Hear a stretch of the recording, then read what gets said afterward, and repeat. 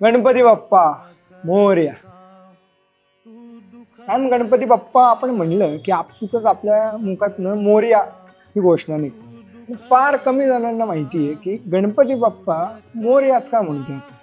फार वर्षांपूर्वी आपल्या पुण्यातील चिंचवड गावात एक मोरया गोसावी नावाचे गणपतीचे फार मोठे भक्त होते. ते चिंचवड गावापासून ते मोरगावच्या मोरेश्वराला दर चतुर्थीला पायी वारी करायचे. दर चतुर्थीला जवळपास 95 किलोमीटर ते चालत जायचे आणि त्या देवाचं दर्शन घ्यायचे. हा त्यांचा उपक्रम जवळपास वयाच्या 117व्या वर्षापर्यंत त्यांनी केला. काही काळानंतरनं त्यांच्या वृद्धापकाळाने वय झाल्यामुळं त्यांना या सगळ्या गोष्टी जमत नव्हत्या. त्यामुळे ते कुठेतरी स्वतःपण दुःखी होते की त्या गणरायाचं आपण दर्शन घेऊ शकत नाही. त्या दुःखामध्ये एकदा रात्री स्वप्नामध्ये स्वतः गणपती बाप्पांनी त्यांना दर्शन दिले की बाबा आता तुझ्या वयानुसार तुला माझ्याकडे यायला जमत नाहीये, तर मी स्वतःहून तुला दर्शन द्यायला येतोय.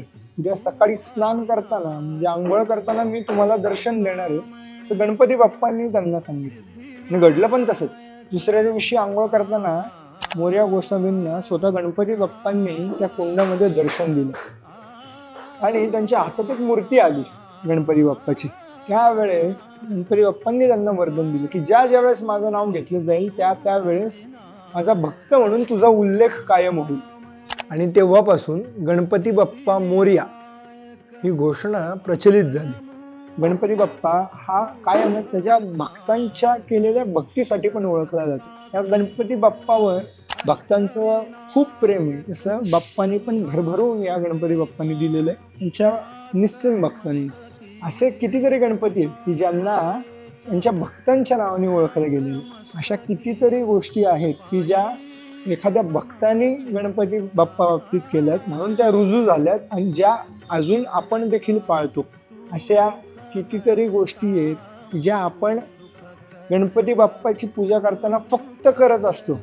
मग त्याच्या मागचं कारण की आपण या गोष्टी का करतोय हे आपल्याला माहितीच नाही.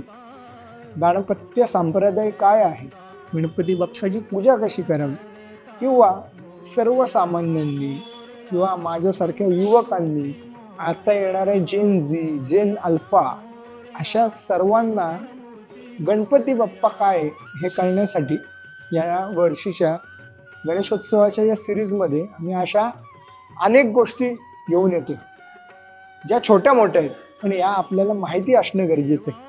तर यंदाच्या वर्षीच्या आमच्या या सिरीजसाठी आमच्या पुणे गणेश फेस्टिवलच्या सर्व सोशल हँडल्स फॉलो करायला विसरू नका आणि ही सिरीज आवर्जून पहा. धन्यवाद. म्हणा गणपती बाप्पा मोरया. तू सुख करता, तू दुःख हरता.